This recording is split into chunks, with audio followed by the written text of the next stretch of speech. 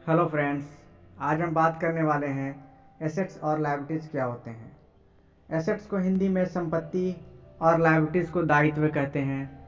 Assets कोई ऐसी वस्तु या चीज़ जो हमें अभी या फ्यूचर में अर्निंग यानी कमाई करके दे, उसे हम एसेट्स कहते हैं।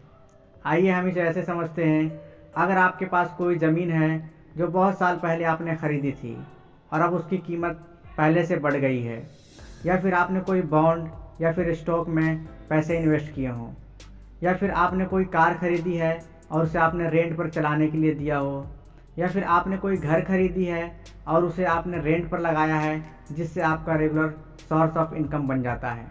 दोस्तों, ये सारी चीज़ें एसेट की कैटेगरी में आते हैं। आइए हम जानते हैं लायबिलिटीज़ क्या होती हैं। कोई ऐसी वस्तु या चीज़ जिसके लिए आपको अभी या फ्यूचर में पैसे चुकाने हैं, उसे हम लायबिलिटीज़ कहते हैं।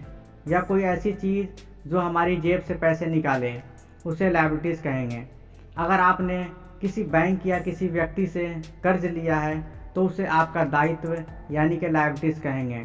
जैसे आपने पर्सनल यूज़ के लिए कार, फ़ोन, घर खरीदी है और फिर टाइम टू टाइम आप उसके मेंटेनेंस पर पैसे खर्च करते हैं, तो इसे आपका लायबिलिटीज़ कहेंगे।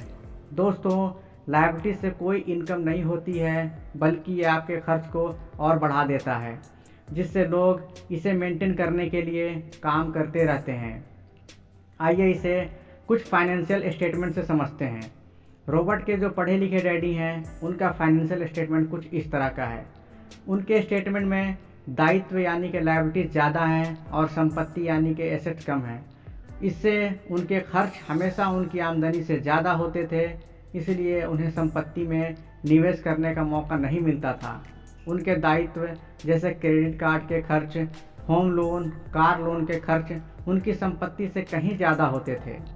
वहीं दूसरी तरफ अमीर डैडी का फाइनेंशियल स्टेटमेंट दिखाता है कि वे मेहनत के साथ साथ निवेश कर रहे थे और उन्होंने अपने दायित्व को कम से कम रखा था। इससे यह भी पता चलता है कि अमीर लोग और ज़्यादा अमीर क्यों बनते हैं।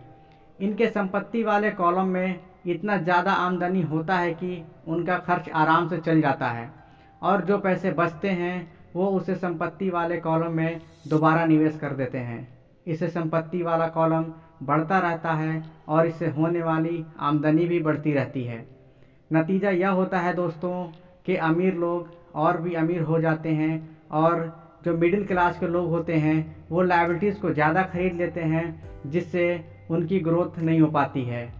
तो इस तरह से आपको लायबिलिटीज़ और एसेट का मतलब समझ आ गया होगा। ऐसी और भी वीडियोज़ के लिए चैनल को लाइक और सब्सक्राइब करें। धन्यवाद।